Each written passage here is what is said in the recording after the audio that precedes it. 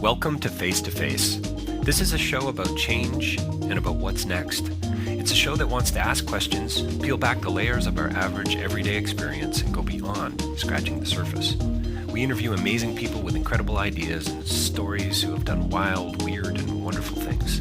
Remember that imagination shared creates collaboration, and collaboration creates community, and community inspires social change. I'm David Peck, and this is Face to Face.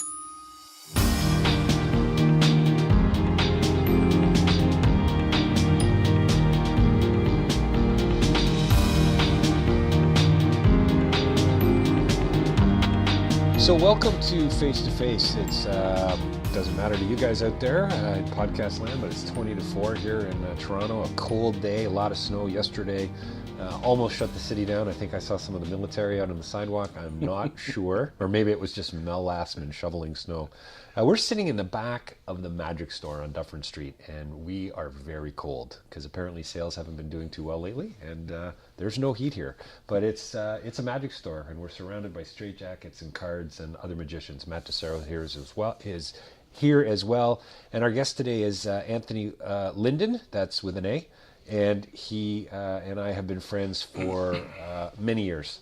We've worked in the industry, in the field. Anthony, thanks for coming today. Well, thank you very much for having me. Yeah, no problem. Well, Anthony's an interesting guy, eclectic guy. He's done a lot. We were just joking about all the websites, the URLs he has. And while I've got that, I've got you on that page, Anthony Lindan. Is that with an A or an E, Anthony? That's with an A. That's going to be the running gag today. Yes, you do know that, right? That's Anthony Lindan, LINDAN.com, and the teambuildingmagician.com. Yes, you guessed it. We've got one other magician that we're interviewing here today. Anyway, so enough intro, but Anthony's got, like I said, quite a past. Degree in broadcasting. Technically a diploma from Seneca College. Okay, yeah.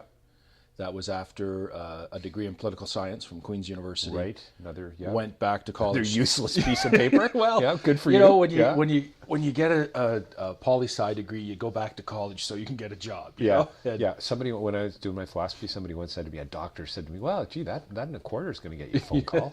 Wow. Thanks for the affirmation there, Doc. Yes. Yeah, I appreciate that. And that actually started off with a belief of potentially one day going to law school. Oh, okay. Starting with an undergrad in economics. Then you heard about David Ben. And it was second year calculus. Put the kibosh. Oh man, do you know that calculus is the only math test I think that I ever actually cheated on, and I'm proud of to this day. Yeah, and I still got 52% or something in the course. So I did not get that credit. So it was a question of going back asswards and saying, what can I graduate in? So some counselor, some guidance person looked at everything I studied and said, well, next year if you take one of these, you can get a political science degree. So I said, sign me up. That's painter, garbage man, political scientist. I mean, it's, you know. Well, that's it. So I want to come back to that actually, because I'm wondering just right now if any of those skills or what you picked up or what you learned or the way you, I don't know, what you studied, how to argue, etc., if any of that has come to bear on what you're doing today. Absolutely. So what, pray tell, is a team building magician? Good question. Yeah. I still have my crack marketing team trying to figure that out. Is that right? Yeah. Actually, they're a marketing team best on people crack, on it right now. No, this is, well, do you want the long answer or the short answer? You know what? We've only got so much time, Anthony. Whatever answer you got, man. Well, the show business and being an entertainer is an interesting way to make a living. And is this a long story, Anthony? No. Oh, okay. No, I'm moving it up. What I think other entertainers that you talk to will agree that we tend to be market driven. In other words, we react to the conditions in which we perform in. And I can go back and take a look at my career, for lack of a better word, and I can look at every economic downturn, and I can see that I did some sort of lateral career move in every single economic downturn, most of which was by looking to some of our colleagues in the States, since they're usually 5 to 10 years ahead of us, and seeing what are they doing.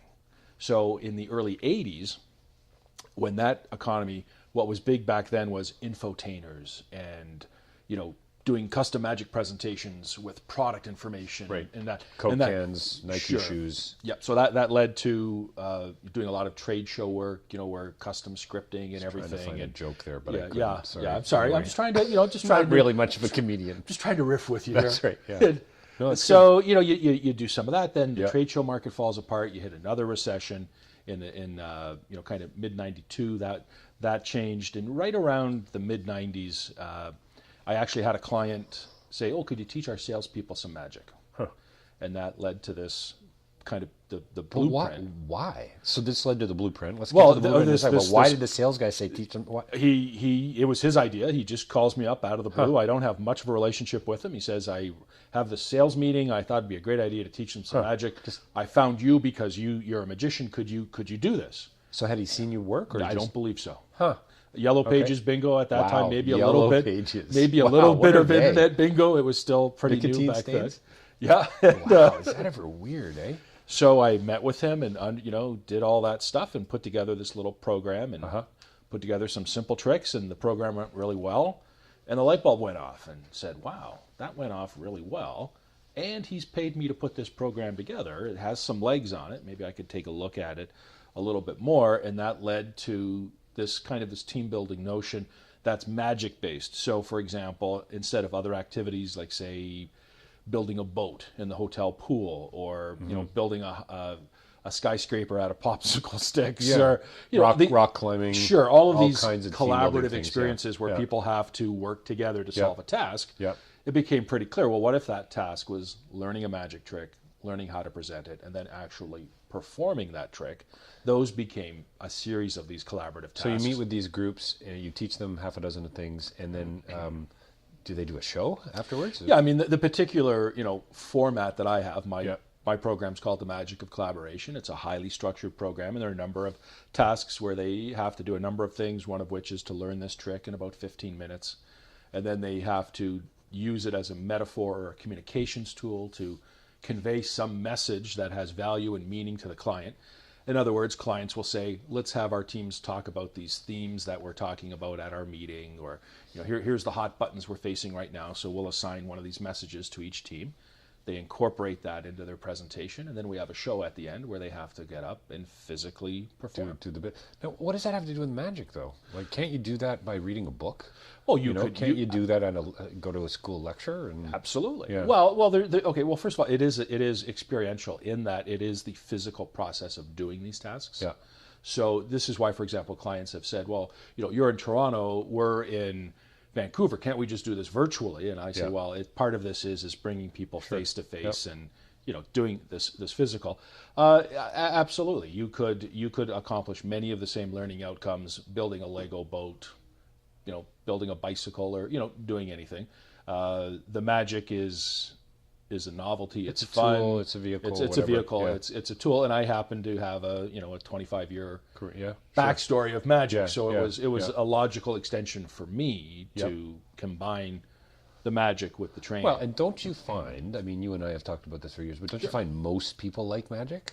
Most people, and then when you peel back a layer or two, they're kind of like, wow, now I'm a little bit on the inside, even if it's a small, simple trick. Sure. I mean, I think it's a secrets based, and essentially magic is presented. There are those that know the secret, and then those that don't know the secret. And if you don't know the secret, we prefer to call it being entertained, but essentially, you're fooling me, or you're deceiving me, or you're tricking me. Sure. So when we can pull back that veil and let them backstage. There is an appeal to that. I would think so. Sure, some not everyone, but there is that appeal to it. See, my wife Elizabeth, and if she ever listens to this, which is highly unlikely that she will, she would probably not enjoy your team building experience. I can appreciate that. However, she just isn't a big fan of magic. Yep. But what she might enjoy is the interaction. So she might, because she's a teacher, she might go, okay, whatever, I'll put up with the card trick because I like that person sitting across from me. And now it's relationally based. You're engaging people, right? As I tell clients, the magic's just the structure. It's the skeleton. It's all the other soft skills. It's the communication.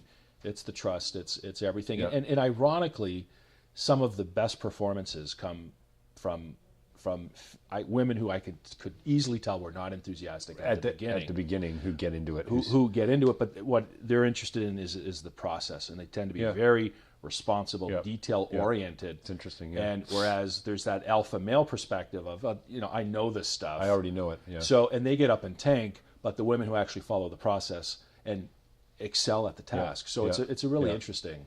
You can learn a tremendous amount about their culture. You used to be on the radio. I tried. You were what do you call them? Well, I was technically a field reporter and an anchor. You were an anchor. Wow. Yes, which meant the station I worked for in Oakville, a privately owned station, they had 2 stations in the same studio, which meant we had to read news on 2 stations, which meant we would record a newscast for one station and then do it live, which usually meant we would do top of the hour, so I'd say 1 o'clock on one station and 1:30 on the other, which meant your entire time you're running this treadmill of constantly watching the clock, because you'd have to do one newscast live, then go over and prepare the next newscast, go record it, and then come back to do the next newscast at the bottom of the hour. So it was a real kind of How long were you on the radio for? I think that I was laid off once, and then I think I close to 3 years with a little bit of time on a layoff. And you didn't stick with that. Why? I mean, you were doing magic at the time, weren't you? Yeah, well, the magic turned out to be what allowed to underwrited this career in radio. At that time, ironic. Ironic. So at that time, I'm for those not familiar with the Greater Toronto Area, Oakville is where you live. I don't know if that's a secret or no, it's not. No. So depending upon traffic, can be anywhere from a 20 to 40 minute drive. So it's not too far away. So I'm living in downtown Toronto, commuting to Oakville, 1992. I don't know, making $300 a week, and I would get $300 to do an hour of walk around magic. So the magic allowed me to play radio, and at that time there was a lot of deregulation in the Canadian broadcasting industry, and I just realized that was probably just not a time that I was really going to make a career in that field. So I left. So it was a financial thing, really. Well, it was a okay. How do I say this being politically correct? You are a political science major. Yeah. Okay. I appreciate the play on words. At that time, what we were unofficially being told was that the face of broadcasting was changing. Oh, okay. And becoming more diversified and more reflective of the multicultural society in which we live, which meant employment opportunities for people of my specific demographic were not going to be as plentiful. What is your demographic? Okay.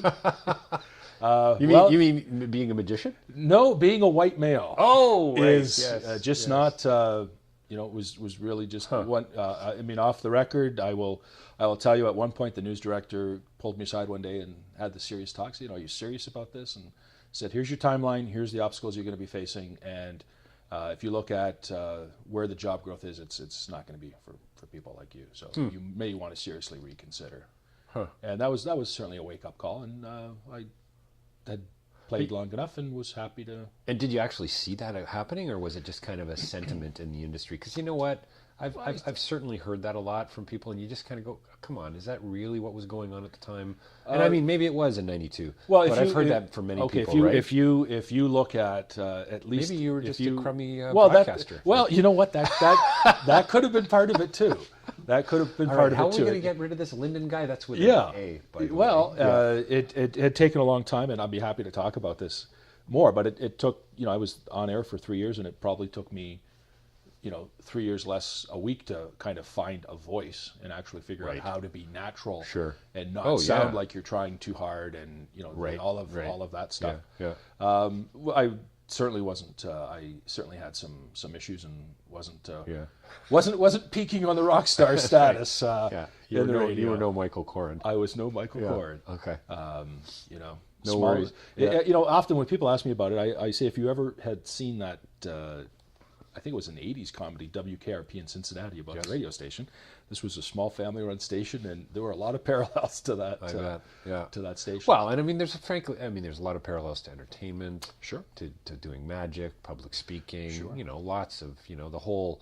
I mean, it's a different skill. Clearly, talking into a microphone when you have an audience that you can't see at all. Not because of a spotlight, but it took a long they're time. not even there, right? Well, news is a little different because I was not on the DJ entertainment side, so I was on the news reading side. Right. Okay. But even still, it was trying to figure out how to be more of a personality, how to be a person having a conversation, as opposed to that stereotypical voice of God, boom and doom, read style, which was even dated at that time, but we were just trying to figure that out. So then you became more serious about doing the magic full time? Was that? No, there's still more, but right. what I will say is this is the long story. Apparently. Oh, okay. Yeah, it is the long story. But what was interesting about the radio was, first of all, learning how to work on deadline was absolutely critical, because 6 months before I started that job where I was doing 12 newscasts in an 8-hour shift, I'm at Seneca College, where they said you have a week to do a 30-second,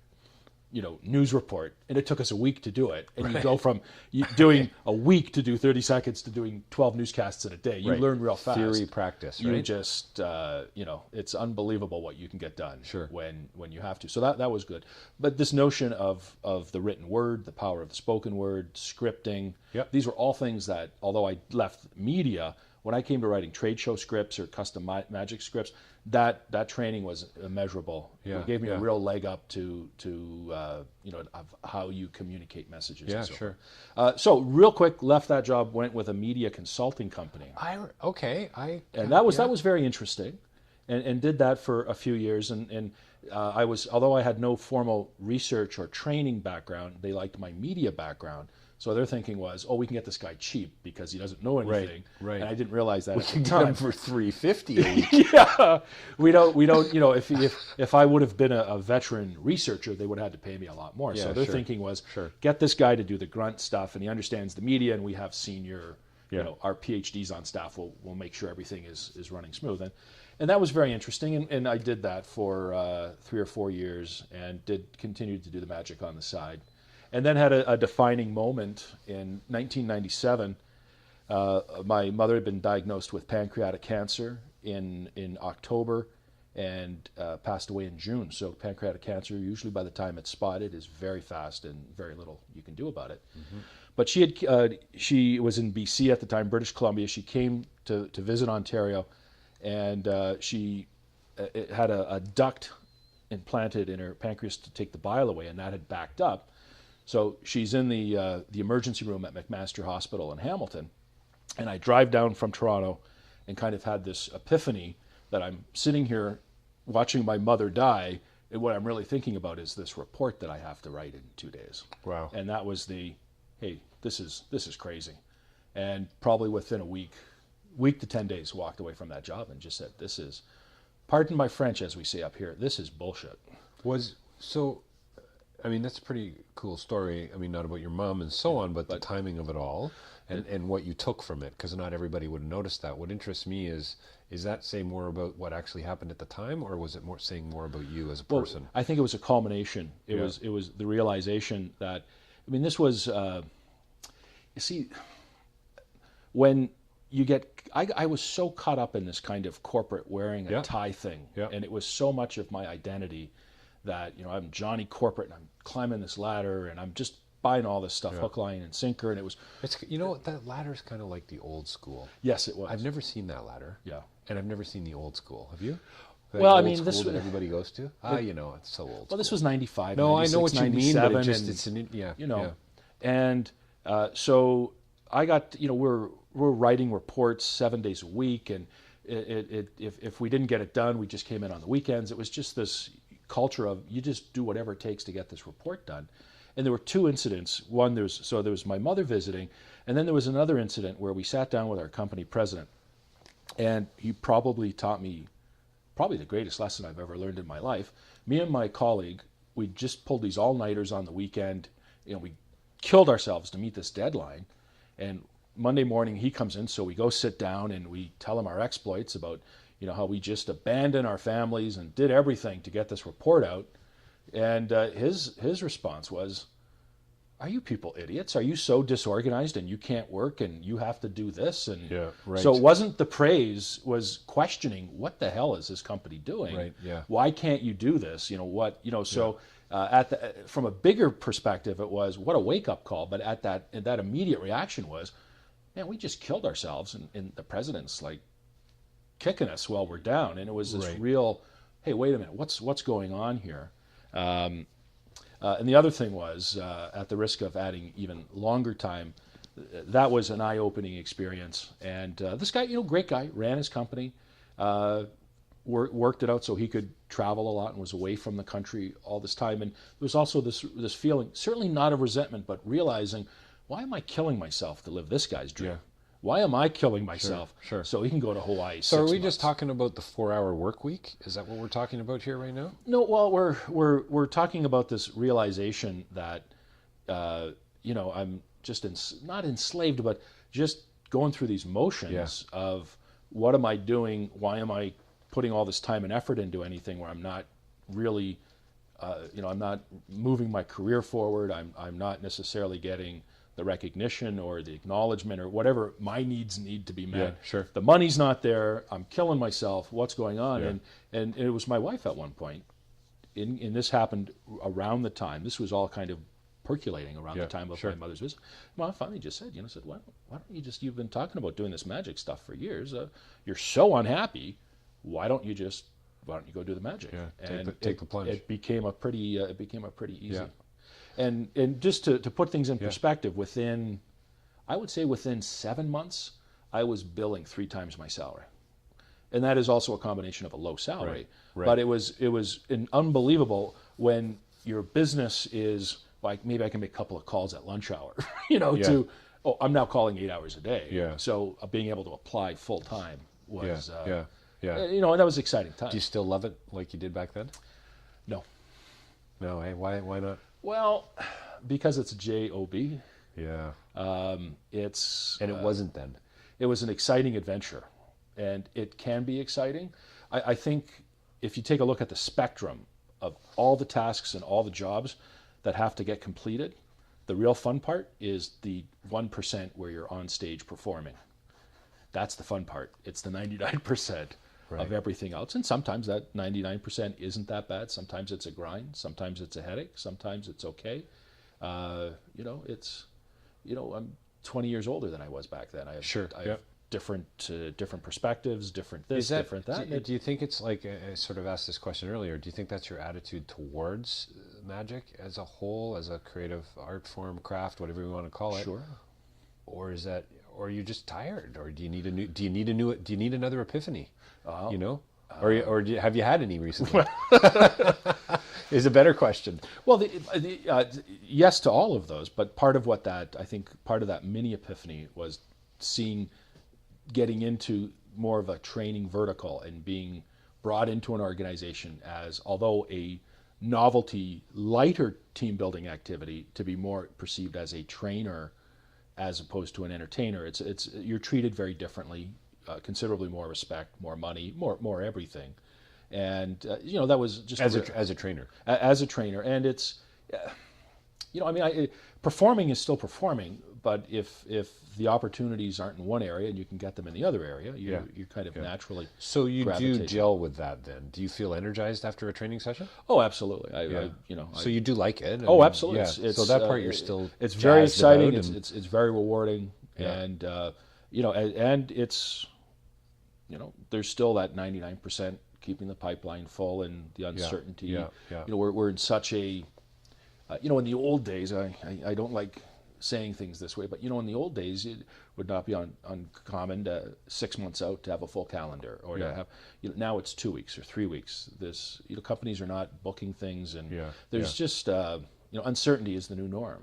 I look at my calendar today and, there's 3 months, there's nothing there. There will be, but there's nothing there now. So long-term planning, long-term for me is 30 days. Right. It's just a different thing. So you've been more of a businessman than an entertainer, would you say? You certainly give off that air. Okay. You always, well, I'll let you in on a secret. I'm a better entertainer than businessman. which is funny. You got me fooled then.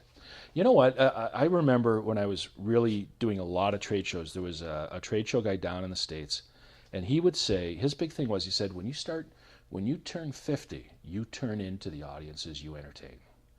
And I thought that was really interesting. And I think there's a lot of truth to that. And there's this real cut and dry, process-driven, practical kind of corporate thing, and I've lost some of the creativity, some of the passion, and I've just become, in some respects, too process. Like I'm more concerned about practicality. You know, there's a show, but if I do this, I have to carry 3 more things. But if I do this, I don't have to carry 3 things. So we'll take, and whereas it should sometimes. Sometimes that creative spark and passion is it has certainly waned, and I'm trying to figure out how to reignite that and what is. So did the comedy club thing do that for you? So for a couple, you owned a comedy club for a while. Well, right? my official story on that. Matt DeCero, who's in the background, and holding it all in, is I had the pleasure of hiring him, a comedian, to come down. Matt's worked and has worked at the comedy club I had. I tell people I ran a comedy club till I didn't have any more money to lose. That was wow. Okay, that's an interesting. What was the name of the club? Sweet and Low Down. Yeah. That business model is. See, now that's funny in itself. Did you really have a business model for it? Well, there was supposed to be a business model. It was supposed to be a franchise model where, it was, on paper it sounded good, but it fell apart in practice. The challenge with that, and this is where one of the epiphanies. Some young magician calling about his Svengali deck that's been back ordered.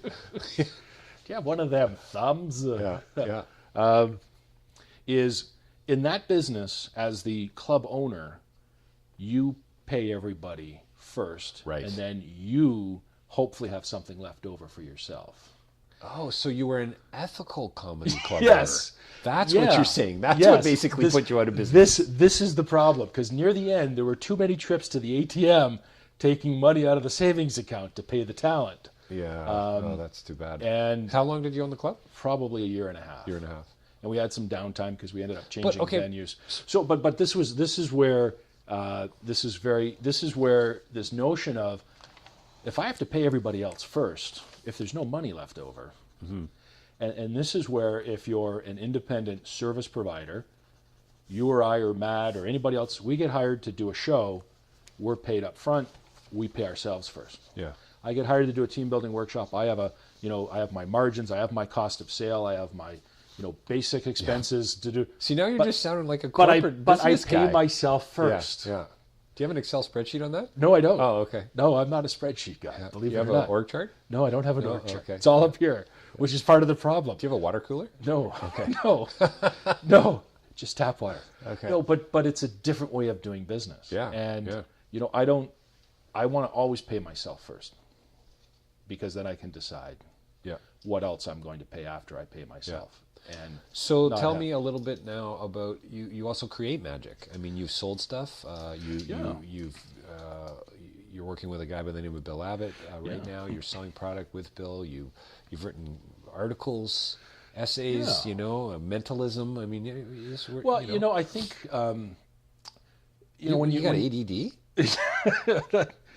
Probably. Yeah. Not, I wouldn't say ADD, but when you get into it, I think any practitioner will tell you that when you really dive into something and commit to it, you live and breathe it. And I did for many years. And a lot of the, I look back at some of the tricks that I wrote up when I was a lot younger, and I look at them now, and I say, I guess that's where I was back then. That was a reflection of what my knowledge was, what my experience was. But I was proud that I would do something and I would think about, can I do it differently? Maybe I don't like the way it is. Can I improve it for me, make it more applicable to what my performance style is? Can I make it mine? And I wasn't, I just didn't want to go to the magic shop, buy something, read the instructions. Oh, I'll do it that way. I wanted to say, well, okay, how do I make this myself? Right. And, I think if you... Which is a common complaint amongst magicians, right? I think you buy a certain effect, or you learn something. Everybody does this classic, but they all do it the same, or they use the same lines, or they use the same jokes. As a matter of fact, one of the products that I'm very proud of, it's called the Suit Jacket Escape, marketed by Bill Abbott. We put performance videos for teaching purposes.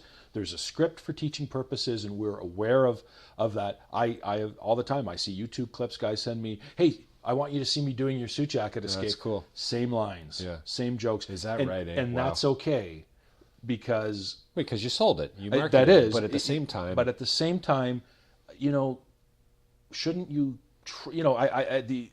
Although, and this gets back to some of the topics raised in your earlier podcasts about, is magic an art form? And I agree with them. No, it isn't.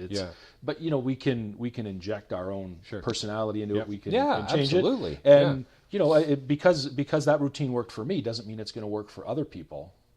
Do you think? I don't know how old any of those people are. Is that got something to say about growth? Is it about maturity? Maybe you. Did you copy when you were younger? Oh, of course. Yeah. I think we all did. Magicians you copied? Well, see, I just. I'll be turning 50 this year, and I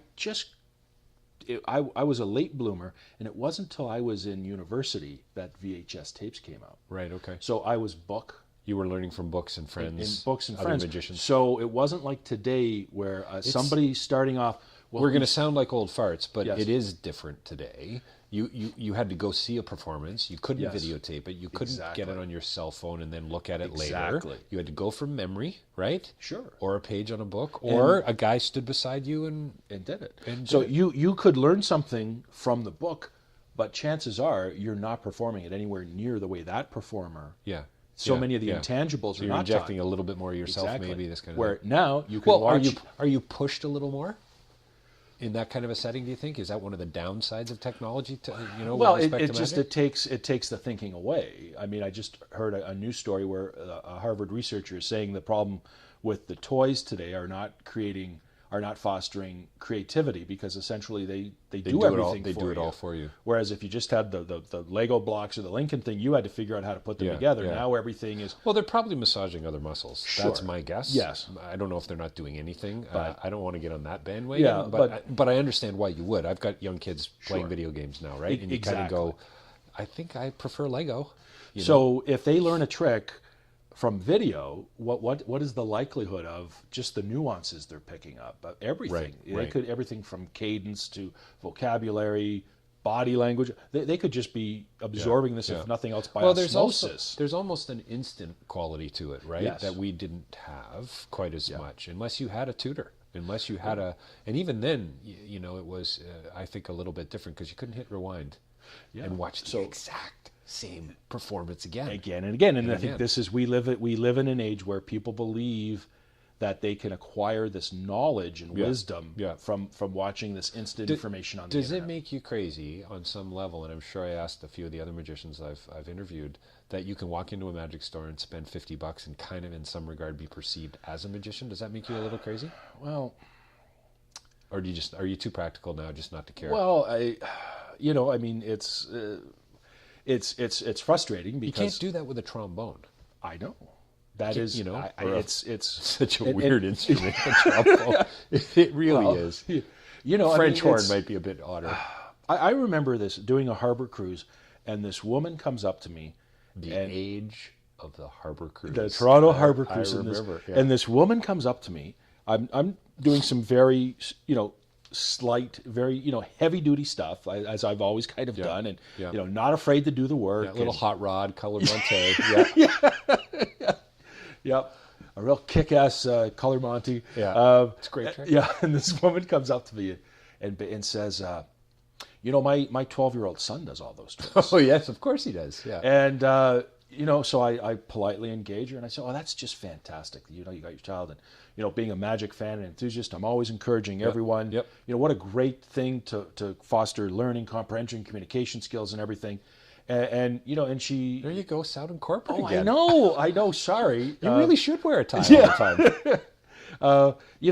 but what she's actually telling me in further discussion is that her 12-year-old kid is doing these tricks as well as I'm doing them. Yeah. And I thought, Which is crazy. But anyway, yeah. I mean, would you buy your kid a guitar and in 6 months go up to Muddy Waters and say, my son is playing the guitar as good as you are? Yeah. Now, I'm not saying I do magic.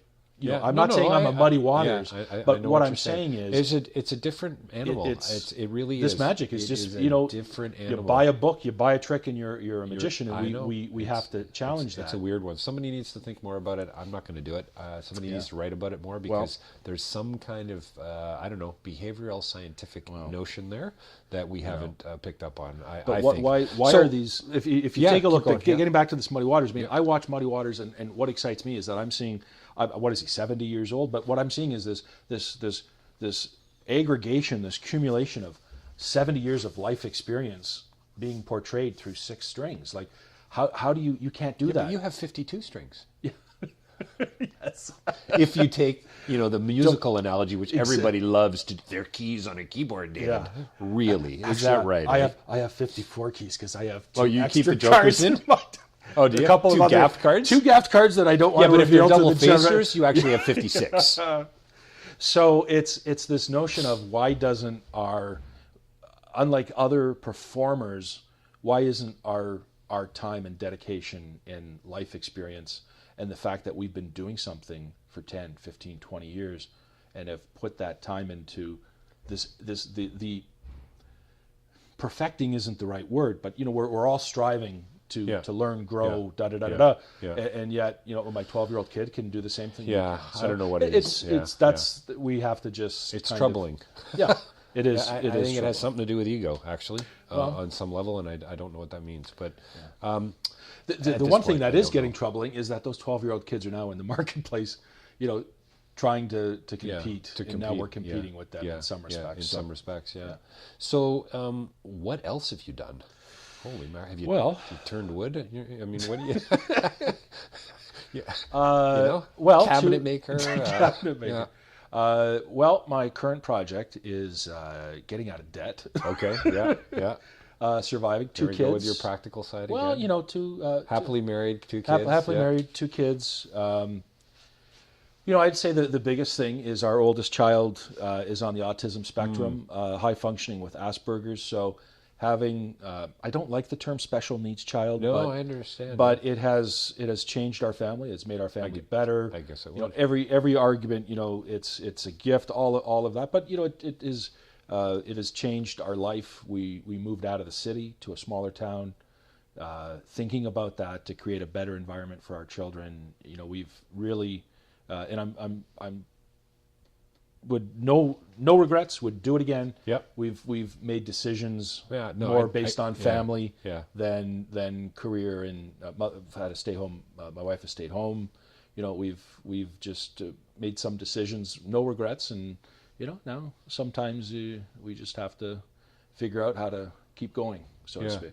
Well, I mean, again, that's the practical. You're a utilitarian. My wife is German, so they're very, very, very practical people. Right. It's rubbing off. I've been married coming up on 25 years. So. Wow, is that right? Eh? Yeah. Wow, holy cow! Is that I know. Well, 92. Is that your wood anniversary?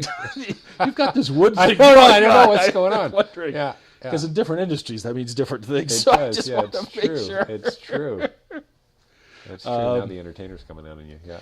Well, I'm turning the big 5-0, and this has been a period of reflection. Of course it has. Yeah. Trying to epiphanies, right? I'm at this point now where it's what do I want to do? Well, so okay, hang on. So comedy club owner, broadcaster, media consultant, guy, / reporter or whatever.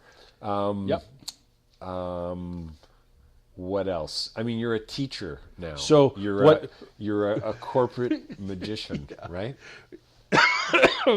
What that means though is what my HR clients will tell you. So you never put that on a resume, because that tells employers you can't hold a job. Right, because you've done too many things. But I mean, you know what? I mean, it's a bit of a toss-up because you can actually be seen as being also incredibly interesting. You can also be very skilled at a lot of different things, right? Well, you know what? I had this really interesting conversation with my brother, who is at that time was a printer, went to a printing company right out of high school, and I remember had always made pretty good money in this printing job for many years. And I remember we had this conversation where he kind of said, how can you live with that uncertainty? Uncertainty, yeah. Not knowing that you're not going to get that paycheck every day without benefits, all of those things. And now this was when I was really doing well. So but my answer was that I was prepared to take that gamble and bet on myself, because the way I look at it is no one's going to tell me how much money I'm going to make. Nobody's going to tell me what I'm going to achieve or not achieve. I'm going to determine that myself. So you know what? Next year, I said to my brother, he got pissed off. I said, you know what, Tim, next year I might make 3 times your salary. 5 years from now, I might not make half your salary. But I'm prepared to take that gamble. And it is a gamble. And sometimes it works and sometimes it doesn't. I mean, I think some people are I don't like the expression, we're wired for a particular way of being, because I think it takes away a certain amount of responsibility and so on, and very deterministic. But at the same time, I do think that some of us have learned, because of the choices we've made, absolutely, we're not as okay with that uncertainty, that edge. Right, and you've brought up uncertainty a couple times. Well, because that's ironically because what I want is less uncertainty. Right. Well, and I wonder if there's I think maybe on some level we're talking about tension here. Well, could be. Maybe it's relational, spiritual, emotional. Who knows? This tension between I like the risk, I like the edge, but I can't admit to that. I really would rather be sipping a margarita on a sandy beach somewhere. Earning 20%. Yes. You know what I mean? Here's the irony: is I work harder than most salaried people I know. I accept more responsibility. I do more, and yet I'd be the world's worst employee. The last thing in the world I could do is work for somebody else and punch their clock. I just can't do it. My soul would die being a conventional employee. Yeah. And I think you've hit the nail on the head of I think I just want to write that down, because I think I want that to make that. I want that line. My soul will die. Yeah, I want that line to make it into the kind of the bio that we put on the site for the podcast, which we're going to have to wrap up in a second, by the way. But I think you've hit the nail on the head in a way of, I think, the younger generation, the millennials as well. I think a lot of people, and I'm one of them, who says, oh yeah, there's this sense of entitlement there. I think there is, but I also think there's a sense that younger folk want to do something they love. Yeah. They've seen of their parents or their uncles or their aunts or their grandfathers doing jobs for 47 years that they kind of hated. Yeah. I met a friend of mine on Monday with the kids at swimming and karate, and she says to me, oh man, I just wish this week was over. Holy mackerel, it's Monday. Yeah. We just got in. We're only a fifth of the way through, So, and that's, I mean, it was just a week for her, probably, like one of those days she had, and I get that. We all have them. But I think younger people are not willing to settle for less, or to never, and I wonder if that's what you're talking about, Anthony. You're talking about the entrepreneurial edge, that creative spirit, that sense there is something else, there is something more, and I think that has to be validated. Frankly, that's got to be celebrated. Yeah. I work. Even though I you're love broken working 24 in debt. hours a day. Yeah, I'm broken in debt, but I wake up every and morning loving every minute of it. I'm trying to remember. I forget who this person was, and my mother told me this many years ago. I think the guy's name was John Bradshaw. He was an American psychologist. He had this great saying. He said, "You either live your life the way you want to live, or live your life making the changes to live the way you want to live." And I thought, man, that's I have no idea what that means, actually. Well, if you don't like the way you're living, figure out what you want to do and make the changes. So you. No, I think it actually because I've lost interest in the story. Oh, okay. I'm kidding. I'm kidding. It's another one of those long stories. For like a manipulation magician, you're actually quite funny. Dude.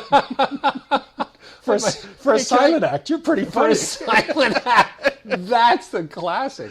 For a silent act, I don't think my wife would call me silent, nor would my mother. No, I think we got to just figure out what makes us happy. Yeah. because I'm a bit uncomfy with the whole happiness thing, but Yeah, I know what you mean. I think I like contentment better, frankly. Okay, The whole happiness thing just leaves me cold. Yeah, you know? no, but if you're when I would do these trade shows, I'd go with these companies and I'd parachute in with them to like Boston for 3 days, and at the end, I was just usually so happy to get away from them. I had to peel away that onion. I'd live with them for 3 days, and I very rarely were many of these people either emotionally happy, professionally happy, right, but making lots of money or very busy, flying all over the place. Maybe busy, maybe not getting anything done, but busy, and kind of doing this corporate dance. But at the end, again, not to use the H happy word, but there weren't necessarily there was something missing. They weren't living their dream or their experience. They were doing what they had to do to maintain. And unfortunately, I think tragically, I'm tired of just too many maintaining. folks do that. I've paid my dues. So we got to wrap it up. Okay. And I'm gonna do a little shout out to your website again. Yeah. But so all these different things, you look back, you see a bit of a thread. Do you know what's next yet? I mean, you sound like you're ready. You're going to be 50. I mean, Kant wrote the Critique of Pure Reason at 54. You're gonna write something next? Are you gonna? No, I don't know. I think it's. Are you a team building magician till the day you die? Well, I would like to do more of that. I enjoy that. Would like to find something that I enjoy doing that somebody will pay for it. Right. That's great. That's kind of a great closing line. Well, there's that practicality coming out. I mean, it's just, I learned this really early. I used to get all these gigs working for people that couldn't afford me. And then I started working at these, fancy country clubs, and all of a sudden they had money and they hired me. So, why, if you're going to work for people, why not work for people that can afford you? And that's kind of part of this is I don't need. I think the line there is, you want to do something that you can get paid for, that you enjoy, and I think that's great. I think it's. I think the other sort of takeaway for me is how many times you sort of remade yourself. Picked yourself up and said, after going to the ABM for the umpteenth time to pay these lazy ass magicians and comedians, their money. Well, listen, I want to put something in perspective. And hopefully this will. Is this offer on the record? No, this is on the record. Okay. In 1988, I did table magic at a Yuck Yucks comedy club, and Yuck Yucks in 1988 in Canada was the premier comedy chain. Yeah. In 2006, I was paying comedians less than they were making in 1988. Wow, that's ridiculous. Comedians would come in, they would get a show on Thursday, 2 shows on Friday, 2 shows on Saturday, maybe a show on Sunday afternoon at this Yuck Yucks I was at. Yeah. And they would get anywhere from $300 to $400, depending upon where they were in the hierarchy. Yeah. I had guys who would drive from Montreal to do $400 shows. 1 show on a Saturday, 1 show on a Friday. Wow. My phone was ringing off the hook. For people to work at your club. For comedians to come and be on stage. You said, okay, now we need to chat just a little more. You said that, you were making, in 92, $300 a week as a newscaster, but you can pull in $300 an hour as a magician. Can you still get that today? Well, but the prices are all haven't over. Changed.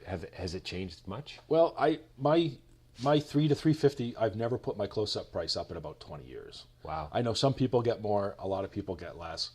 It's crazy out there. It is a bit weird, eh? It is. It's you know what? Corporate world's kind of the same way, I suppose. Maybe not quite as skittish, but it's a bit all over. Well, that's wild. And on that lovely note, we'll end our podcast. Well, thank you for having me. Yeah, thanks for coming. It's for being on. It's great. So that's Anthony Lindan with an A. theteambuildingmagician.com. Coming soon. I was with trying theater. to get something longer, but I couldn't. I know. So. Wow. I mean, you probably didn't have a whole lot of trouble getting that domain. Well, from all the search engine optimization and so forth, very important. Yeah. It must cost you a fortune. I hope you didn't pay by the letter.